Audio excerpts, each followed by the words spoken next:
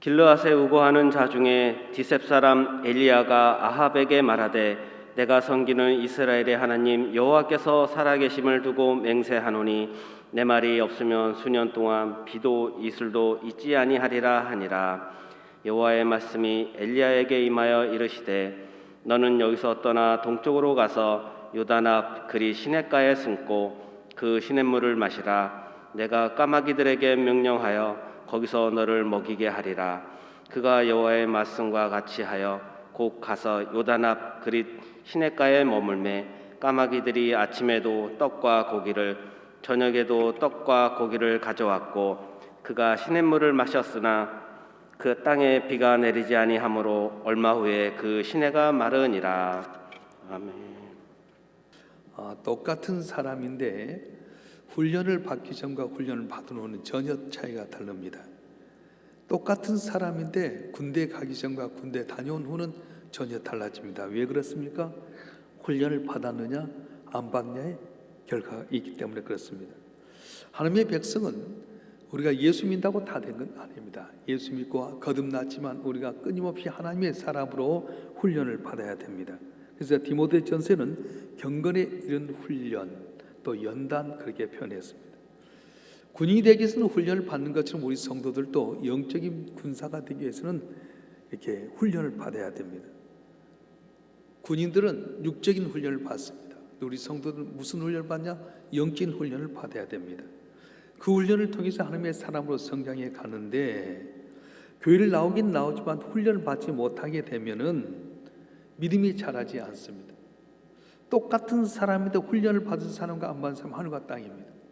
내가 영적인 훈련을 받는 사람은 똑같은 사람인데도 불구하고 예수 이름으로 말씀을 선포하며 귀신이 물러가기도 하고 병마가 물러가기도 하고 환경은 여전히 어려운데도 불구하고 영적인 훈련을 받은 사람은 어리하지 않고 다 넘을 수 있습니다. 그런데 훈련받지 아니하면 조그만 시험이 와도 그냥 넘어지게 되고요. 조그만 장애물이 오면 거기 때문에 주저앉을 때가 많습니다. 오늘 본문의 말씀은 구약의 가장 위대한 선지자였던 엘리야 선지자에 대해서 이야기합니다. 구약의 제일 위대한 민족의 지도자는 누구냐? 모세입니다. 또 구약에서 가장 위대한 왕은 누구냐? 다윗입니다. 그런데 구약에서 가장 위대한 선지자는 누구냐면 엘리야라고 합니다. 그래서 예수님께서 변화산에 올라가셨을 때 모세하고 엘리야가 같이 만났을 정도로 이 엘리야는 아주 위대한 선지자였습니다. 그리고 이 바알의 선지자와 더불어서 갈멜산에서 바알의 450명과 더불어서 누가 진짜 하나님이냐? 그래서 불을 내려서 제단을 태우고 진짜 하나님을 살아계심을 보여준 위대한 선지자 엘리야. 3년 반 동안 가뭄 들었던 땅에서 기도했더니 가뭄이 해결되겠던 귀한 지도자였습니다. 그런데 가장 위대한 지도자고 능력 있는 선지자였는데 그분이 처음부터 이렇게 훈련된 건 아니었어요. 훈련 학교에서 훈련의 과정을 거친 후에야 그 위대한 선지자가 될 수 있었는데 오늘 보면 열왕기상 17장의 말씀은 엘리야가 훈련받는 그런 장면을 보여줍니다. 오늘 보면 1절 말씀 다 같이 한번 읽어볼까요? 1절 말씀 시작. 길르앗에 오간 자 중에 디셉 사람 엘리야가 아합에게 말하되 내가 섬기는 이스라엘의 하나님 여호와께서 살아계심을 두고 맹세하노니 내 말이 없으면 수년 동안 비도 이슬도 있지 아니하리라 하니라. 아멘. 여기 보면 디셉 사람 엘리야 이렇게 이야기합니다. 디셉 사람 엘리야라는 말은 뭐냐면 디셉이라고 하는 마을에 태어난 사람, 디셉이라고 하는 지역에서 사는 사람 엘리야 그렇게 이야기합니다. 물론 엘리야도 말씀을 선포한 하나님의 선지자였지만 오늘 본문에 보게 되면은 아직까지는 하나님의 사람을 일컬음 받지 않았습니다. 하나님의 훈련 학교를 졸업하기 전까지는 하나님의 사람 엘리야가 아닙니다. 디셉 사람 엘리야일 뿐이었습니다. 그런데 이 훈련의 학교를 마치고 났더니 뭐라고 불리냐면 24절에 한번 읽어보겠습니다. 열왕기상 17장 24절 시작. 여인이 엘리야에게 이르되 내가 이제야 당신은 하나님의 사람이시오 당신의 입에 있는 여호와의 말씀이 진실한 줄 아노라 하니라. 아멘. 본문 1절에서는 그릿 시냇가로부터 부르신 이 엘리야를 이야기할 때 디셉 사람 엘리야라고 했는데 이 그릿 시냇가 훈련을 받은 다음에야 비로소 하나님의 사람 인치게 됩니다. 똑같은 사람인데 호칭이 달라졌습니다. 이 엘리야가 아합에게 가서 말합니다. 앞으로 비가 오지 않을 겁니다. 수년 동안 비가 오지 않을 겁니다. 아합 왕이 어떤 왕입니까? 이스라엘 역사상의 가장 사악한 왕입니다. 당시 왕이라면 권력이 있는 사람인데 한마디로 말 한마디로 죽일 수도 있고 살릴 수도 있는 사람이었어요. 근데 이 아합의 뒤에 누가 있었냐면 이세벨이라고 하는 왕후가 있었습니다. 이 이세벨은 열왕기상 18장 4절을 보게 되면 그 왕의 권력을 힘입어서 선지자를 잡아 죽이는데 파리채로 파리를 잡아 죽이듯이 엄청난 사람을 죽였습니다. 하나님의 사람을 한 사람을 다 때려잡아 죽였습니다.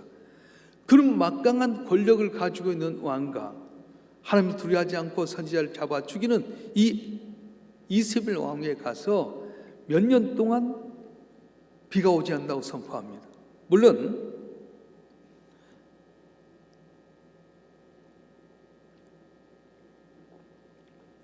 팔레스타인 지역에는 몇 달 동안 비가 오지 않을 때도 종종 있었습니다. 몇 달 동안 비가 오지 않으면 참고 견딜 수 있는데 몇 년 동안 비가 오지 않는다? 그건 감당치 못할 일이잖아요. 몇 년 동안 비가 내리지 않는다고 하는 것은 저주의 선언과 같습니다. 아합 왕과 이세벨은 하나님 두려워하지 않습니다. 아무리 엘리야가 하나님의 말씀을 잃었습니다 해도 눈 하나 깜빡하지 않을 사람입니다. 그런데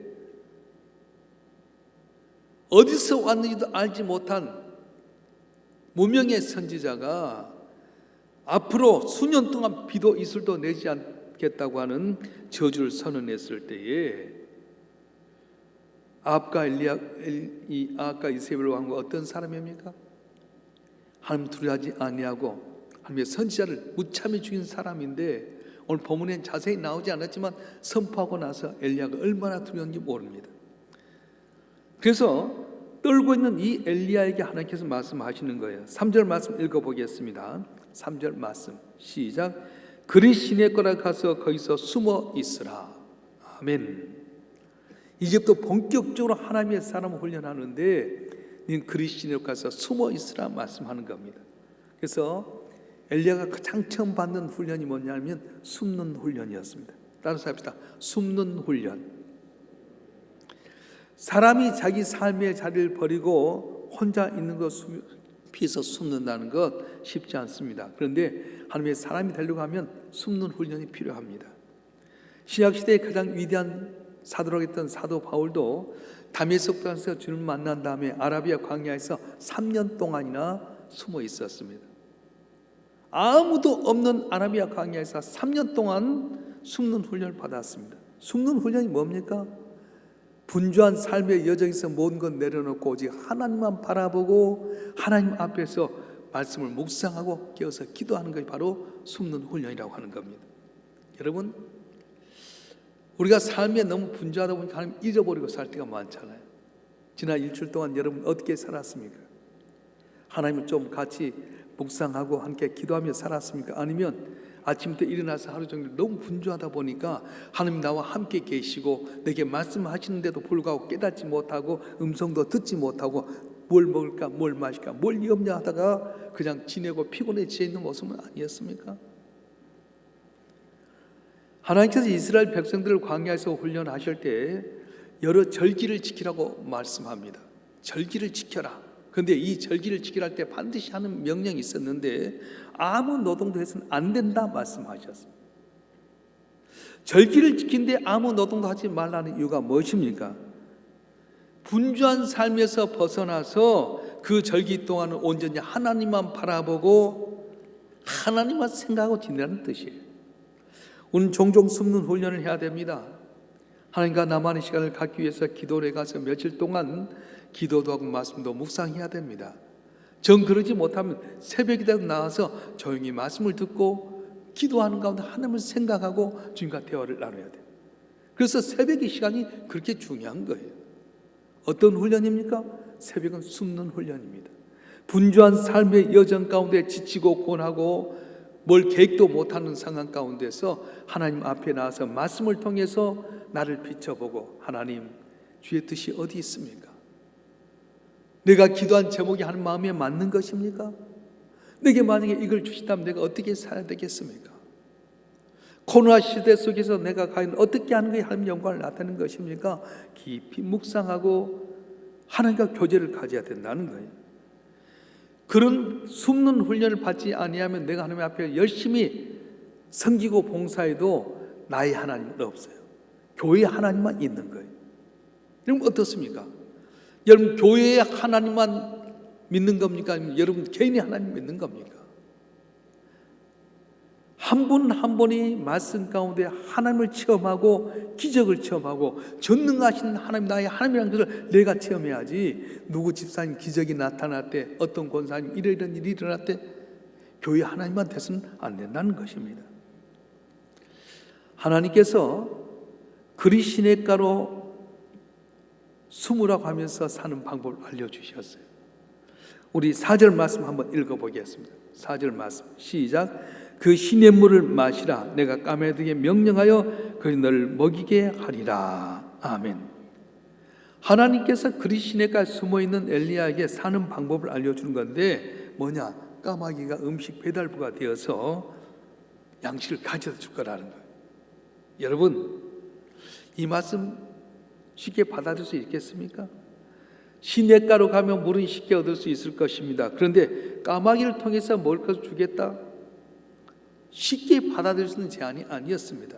그런데 엘리야는 하나님 말씀을 의지해서 그 시냇가로 가게 됩니다. 까마귀를 통해서 음식을 배달해 준 그런 과정은 철저히 하나님만 의지하는 훈련이었습니다. 엘리야가 그 시냇가에 있었던 기간이 얼마 동안이냐? 학자들이 하면 3년쯤 됐을 거라고 이야기합니다. 우리 5절 말씀 한번 읽어볼까요? 5절 말씀 시작. 그가 여호와의 말씀과 같이 하여 곧 가서 요단 앞 그리 시냇가에 머물매. 이 머물매라고 하는 단어가 중요한데 이 머물매라는 단어는 그곳에 정착하여 살았다는 뜻이에요. 텐트 치고 2, 3일 있다 돌아온 것이 아니라 언제까지 하나님께 있을지 모르니까 거기다가 아예 집을 짓고 살았다. 얼마 동안? 3년 동안. 까마귀가 매일같이 먹을 것을 가져다 줍니다. 아침에 일어났더니 까마귀가 먹을 것을 가져다 놓습니다. 저녁 때가 되면 또 까마귀가 먹을 걸 가져다 놓습니다. 그런데 여러분 생각해 보세요. 그때 가뭄의 시대인데 아무도 다 같이 먹지 못하고 있는 상황인데 잠을 자고 나서 아침에 일어날 때 까마귀가 정말 가져다 주었을까? 눈을 떠보니까 까마귀 가져다 놨어요. 저녁 때가 되면 정말 까마귀가 또 먹을 걸 가져다 줄까? 근데 여전히 가져다 주었어요. 이런 과정을 3년 동안 반복하다 보니까 그래 하나님은 까마귀를 통해서 변함없이 3년 동안이나 아침과 저녁에 먹을 것을 가져다 줌을 통해서 하나님은 약속한 것을 지키는 하나님이다. 그걸 믿게 됐다는 거예요. 그래서 그가 나중에 18장에 보게 되면 바알의 선지자 450명과 더불어서 누가 진짜 하나님인가 내기하자. 그래서 불을 내리는 놀라운 능력을 나타내게 됐던 것입니다. 이런 훈련의 과정이 없었으면 어떻게 엘리야가 바알의 450명과 더불어서 누가 진짜 하나님인가를 내기할 수 있었겠어요?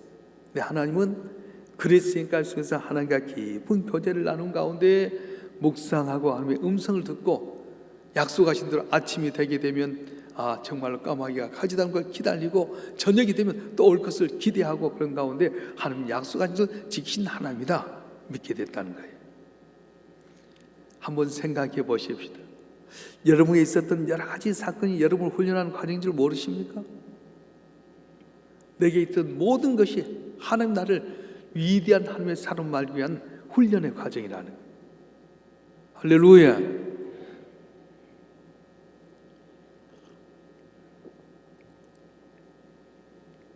내일 설교할 때 이제 본격적으로 하겠습니다만 우리 교회가 지난 주간에 특별 새벽 기도를 하면서 많은 은혜를 받았어요. 근데 이제 우리 집사님 한 분이 새벽 기도하는 가운데 딸이 이제 이렇게 성악을 하면서 서울 예고라고 하는 곳에 진학을 하게 됐어요. 수요일 날 안수 기도를 받고 서울 예고가 이제 예술 계통이 제일 뛰어나잖아요. 성악 부분이 제일 또 어렵거든요. 근데 끝나고 났는데 어떻게 됐나 물어보기도 어렵고 기다렸는데 토요일 날 좀 더 떨어졌다는 거예요. 그러냐고, 걱정하지 말라고, 하나님 합력하여 설르게 된다고. 물론 그 집사님도 그래 하나님 떨어진 것이 더 좋게 될 수도 있겠지요. 제가 토요일 날 설교할 때도 김삼모 목사님 이야기하면서 안 되는 게 축복이라고 이야기했잖아요. 근데 주일날 저녁 예배 끝나고 집에 갔는데 전화가 왔어. 막 웅성웅성 하는 소리야. 꼭 우는 소리 같기도 하고 막 웅성. 집사님 왜 그러냐고. 그랬더니 목사님 세상에 이런 일이 있을 수 있냐고. 왜냐고. 옆에도 바글바글 하니까 혹시 집안에 싸움 났나? 누가 도둑이 들어와서 어떻게 어려움이 있었나? 그런 생각인데 세상에 이런 일이 있냐고. 딸이 합격했대요. 그러더라고요. 무슨 일이냐고. 그랬더니 이 학교의 역사상 처음 행정착오가 있었어요. 그래서 거기 문구까지 나한테 이제 보내줬는데, 행정적인 착오 속에서 3명이 탈락이 됐는데 2명은 외국에 있는 애들이 이제 전형하는 가운데 떨어졌고 잘못됐고, 우리 집사님 딸은 가서 일반 전형에 제일 어려운 성악에서 1명이 탈락됐다. 그리고는 합격증을 쫙 찍어 보냈어요. 목사님, 내가 하나님께 이렇게 섬기고 기도했더니 하나님께서 내 버리지 않는다 이야기해 주는데 그렇게 된 것 같아요. 야, 그런 일도 있더라고. 너무너무 감격하고요, 기쁨으로. 근데 그분이 평상 새벽에나 꾸준히 이렇게 주일날도 일부에 반주하게 되고 항상 힘들고 어려워도 저 앞에 섬기더니 그 과정을 통해 믿음이 더 성하게 만드셨어요. 할렐루야. 때때로 우리가 기대했던 만큼 되지 않을 때도 있습니다. 어쨌든 내가 원한 만큼 안 될 때도 있습니다. 그런데 이것이 바로 하나님만 바라보고 의지하라고 하는 훈련의 과정이라고 하는 것입니다. 엘리야는 까마귀를 통해서 아침 저녁으로 먹을 것을 공급해 주었습니다. 먹을 것만 공급해 주신 것입니다. 다른 것 공급받은 것 아닙니다. 떡만 주신 것입니다. 이스라엘 백성이 광야 생활 가운데서 장정만 60만 명, 어린애 노인 여자까지 200만 명이 가게 됐는데 자고 나면 떡덩어리가 떨어졌어요. 가시만큼 이 엄지손가락만한 떡이 쏘복이 쌓여졌어요. 이것이 무엇이냐? 그래서 이스라엘 백성들이 만나란 말을 이것이 무엇이냐를 자기들이 이야기한 거예요. 출애굽기 16장에 보게 되면 이스라엘 백성들이 이 만나를 먹어보니까 꿀을 섞인 과자 같았습니다. 그래서 그 이름 만나를 했는데 40년 동안 먹다 보니까 신분이 나게 됩니다. 민수기 11장 6절에 보게 되면 이제는 우리의 기력이 다하여 이 만나 위에는 보이는 것이 아무것도 없도다 하니, 무슨 말씀이에요? 40년 동안 만나만 먹다 보니까 정력이 세졌는데 정력을 보충할 먹을거리가 없다는 불평입니다. 만나가 지긋지긋하다는 거예요. 고기라고 가져다 준 메추라기 40년 동안 먹었더니 이제는 이빨에서 고약한 냄새가 난다고 불평하게 됩니다. 40년 동안 하나님께서 먹을 것을 공급해 주었는데도 불구하고 우리를 망각하고 훈련받기를 거절했다. 그런 광야에서 다 죽고 말았어요. 20살 이상 다 죽고 말았어요. 그런데 엘리야는 3년 동안 아침과 저녁에 까마귀를 통해서 먹을 걸 가져다 주었어요. 그 음식이 어떤 음식이었을까요? 오늘은 굴비를 먹었으니까 저녁은 쇠고기를 가져다 주고, 쇠고기 먹었으니 그 다음에 야채도 가져다, 그랬을 거예요. 3년 동안 똑같은 것을 엘리야에게 까마귀가 가져다 주었는데 3년 동안 하나님만 바라보면서 주신 걸 먹으면서 하나님에 대한 신뢰 훈련, 감사의 훈련, 전능하신 하나님 모든 걸 다 할 수 있다는 그런 믿음의 훈련을 쌓았다는 것입니다. 하나님은 오늘도 우리의 삶의 필요를 채워주면서 우리를 훈련하십니다. 올 한 해 우리가 주신 것들을 한번 생각해 보십시다. 코로나19로 말미암아서 모두가 염려하고 걱정하고 어려운 가운데서 하나님께 우리를 지켜주신 것 은혜인 줄 믿습니다. 두려운 가운데서 교회 나올 수 있게 하신 것 훈련인 줄 믿습니다. 모두가 안 된다 하더라도 나는 주 앞에 나와서 예배드리고 기도하자고 나온 여러분 한 분의 마음을 주장한 것이 주님이신 줄 믿습니다. 할렐루야. 엘리야가 훈련을 받는 그리스도인의 훈련은 오직 하나님을 신뢰하며 살아갈 수 있다는 그런 훈련이었습니다. 오직 한 가지 자연적인 방법으로 얻을 수 있는 신임을 뿐이었어요. 까마귀는 먹을 걸 주었다고 자연적으로 시냇가에서 하나님께 물을 주었는데 보십시다. 7절 말씀 볼까요? 시작. 땅에 비가 내리지 아니하므로 얼마 후에 그 시내가 마르니라. 아멘. 엘리야가 시냇물을 마셨는데 그 시냇물이 가뭄이 오래되자 보니까 마르고 말았습니다. 시냇물이 마르게 한 것도 하나님의 훈련이었습니다. 엘리야가 지금까지 훈련받은 것은 까마귀를 통해서 하나님의 신뢰를 할 수 있는 먹을 걸 주었던 반면에 시냇물이 말라짐으로 말미암아서 이제는 하나님께서 우리를 미워하시고 버리신 것이 아니라 안 될 때도 하나님을 신뢰하고 바라보라는 믿음이었어요. 그래서 여러분 갈멜산에서 두 가지 기적이 나타난 또 이 과정이었어요.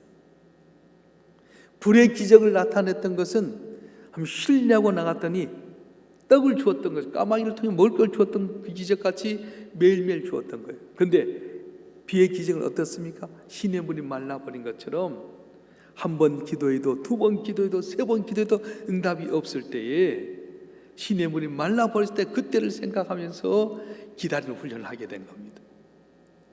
그리고는 누구에게 보냅니까? 사르와 가부에게 보냈어요. 사르와 가부에 갔더니 부자인 줄 알고 갔더니 이 여인은 어떻게 밀가루 조금 기름 조금 가지고 마지막 울고 있는 아들과 더불어서 빵을 먹고 죽으려고 하는 그런 과정인데 그 집에 보낸 거예요.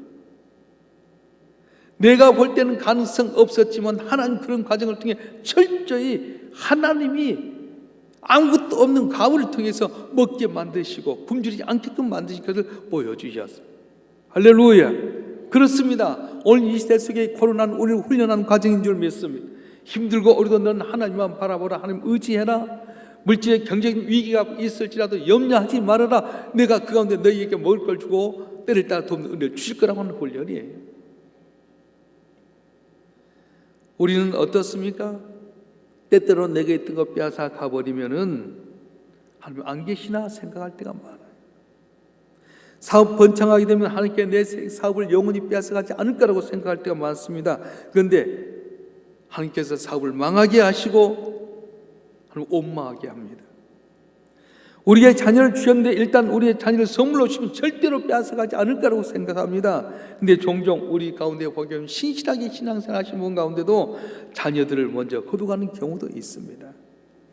번창했던 사업이 망하고 알뜰살뜰 모았던 재산을 한순간 다 빼앗길 수도 있고 심지어 사랑하는 가족 가운데 생명을 잃을 수도 있습니다. 그것이 하나님께 우리를 훈련하는 과정이라고 하는 것입니다. 때때로 굉장히 혹독한 방법을 우리를 훈련시킵니다. 소중한 걸 잃게 만드는 것도 있습니다. 그런데 이 모든 것도 하나님 나를 훈련하는 과정이라고 하는 것을 알아야 된다는 거예요. 그래서 이사야 선지자는 오늘 우리에게 이렇게 말씀합니다. 우리 다 같이 한번 읽어보겠습니다. 이사야서 49장 14절부터 16절까지 말씀 한번 읽어보겠습니다. 시작.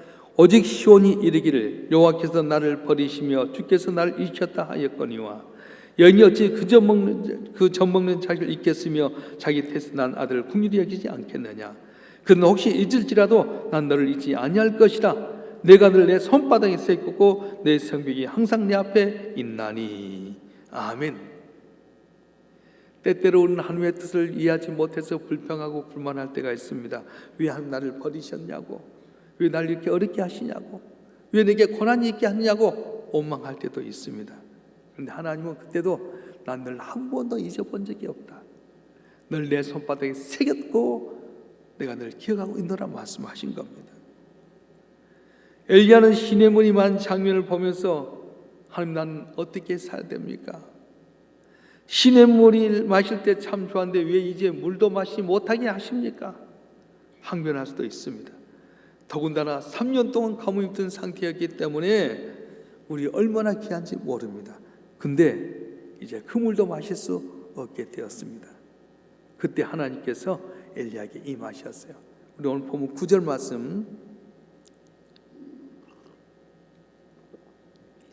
9절 말씀 한번 보겠습니다. 시작. 너는 일어나 시돈에 속한 사르밧으로 가서 거기 머물라.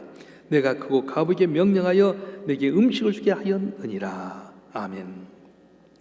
그리시네가에서 훈련을 받은 엘리야를 마침내 세상에 나가게 하시는데 어떤 모습으로 가게 하냐? 마실 물조차도 없게 만드셨습니다.